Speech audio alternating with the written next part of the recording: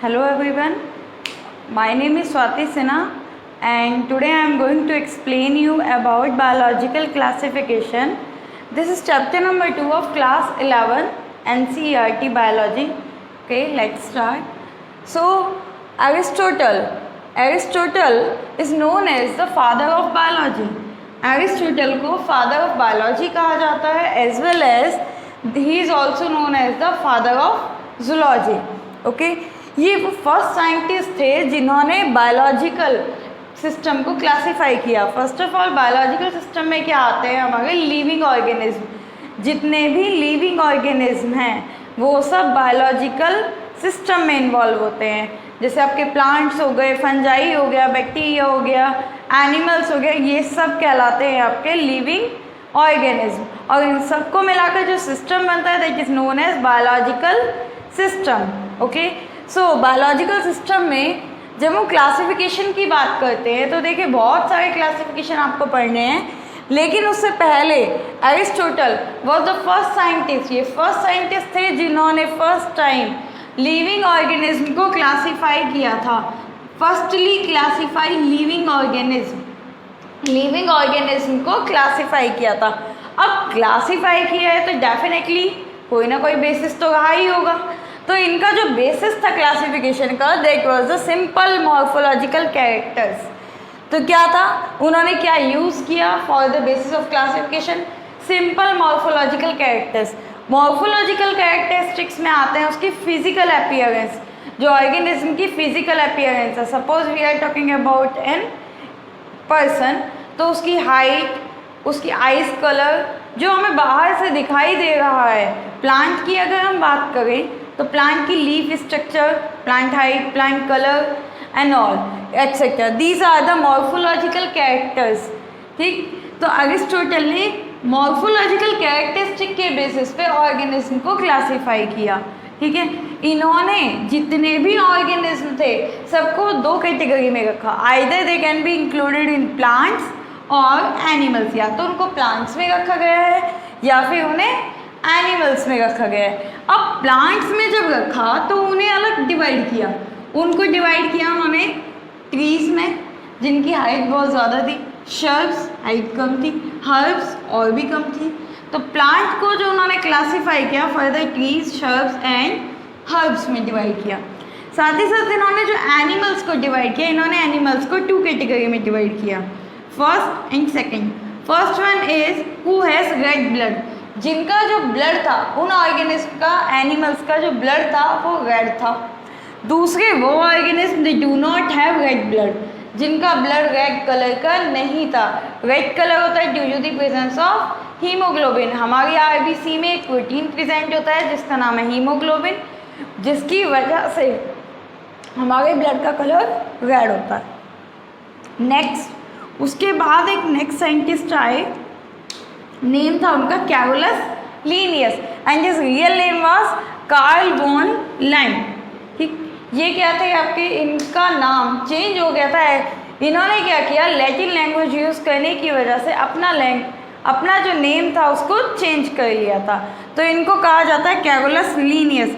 He is known as the father of taxonomy. इनको father of taxonomy कहा जाता है.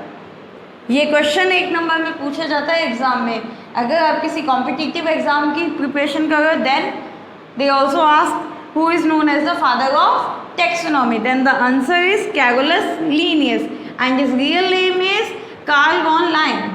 Okay, next, he is known as the father of taxonomy. He gave two kingdom classification system. अब क्या था, divide तो इन्होंने भी किया प्लांट और एनिमल्स को. इसके बीच में कुछ ड्रॉबैक्स थी जिनको ये क्लियरली क्लासीफाई नहीं कर सके. और भी साइंटिस्ट आए. उसके बाद जो कैरोलस लीनियस थे, इन्होंने टू किंगडम में क्लासीफाई किया लिविंग ऑर्गेनिज्म को. तो living organism are classified into two categories. First is Plantae and the another one is animal. Plantae में जो क्लासीफाई किया, प्लांटी और एनिमेलिया को किस बेसिस पर क्लासीफाई किया?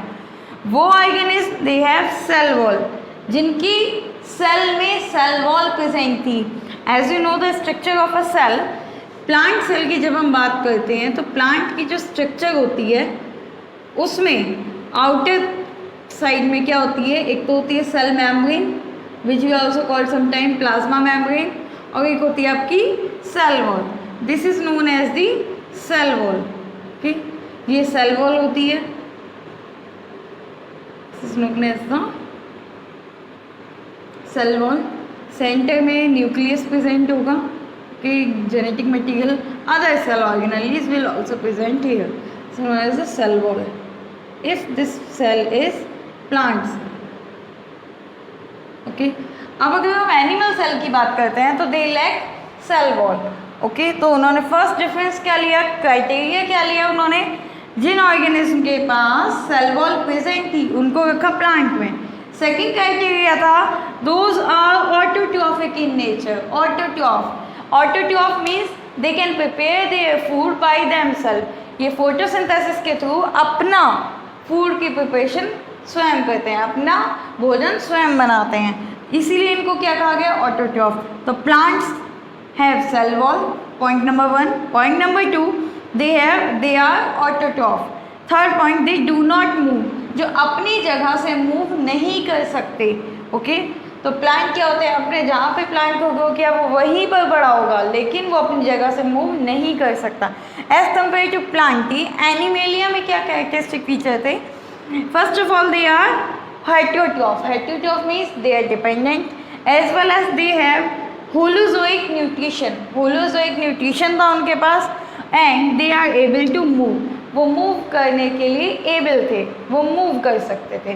तो ये था classification, history of the classification, पहले एरिस्टोटल देन कैरोलस लीनियस। इसके बाद ये जो कैरोलस लीनियस का क्लासिफिकेशन था, इनकी भी कुछ ड्रॉबैक्स थी, कुछ ऑर्गेनिज्म इन दोनों में इंक्लूड नहीं हो सके थे, तो उनके लिए जो ड्रॉबैक थी उसको हम अब पढ़ेंगे। टू किंगडम क्लासिफिकेशन सिस्टम जो कैरोलस लीनियस ने दिया था, उसके ड्रॉबैक्स क्या थे, दे do not distinguish between, actually उन्होंने प्लांट और एनिमल को तो डिवाइड किया, लेकिन प्रोकैरियोट्स एंड यूकैरियोट्स कौन सी कैटेगरी में आएंगे ये वो क्लासिफाई नहीं कर सके थे। Prokaryotic cell and eukaryotic cell size में बहुत डिफरेंस होता है। Prokaryote have no nucleus while the eukaryotic have two nucleus. Next, unicellular and multicellular. They do not distinguish between unicellular organism and multicellular.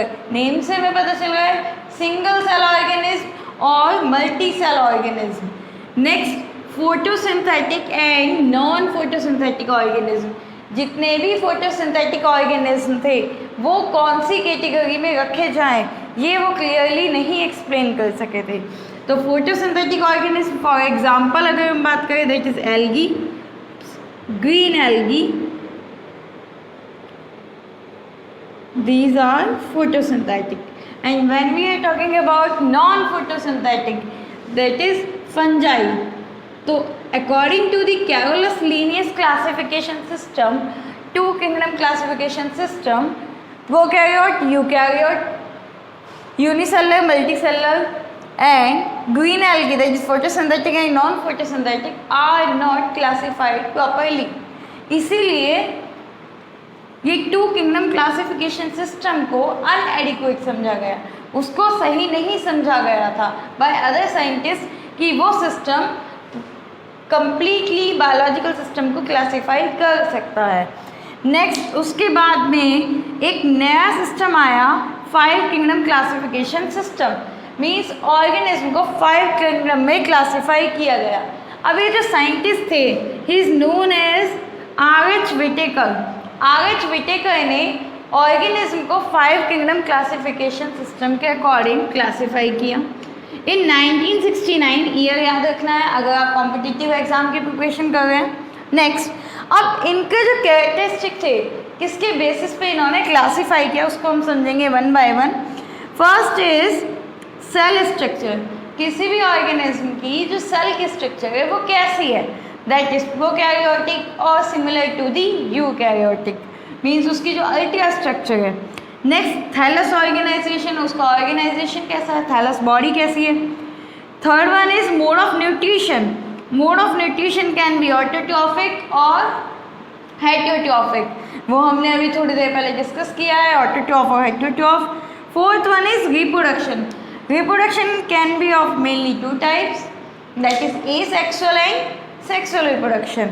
Asexual में single individual involve होता है, while sexual reproduction में आपका mail और female दो organism involve होंगे, दो individual की इन्वॉल्वमेंट होगी ऑफ सेम स्पीसीज।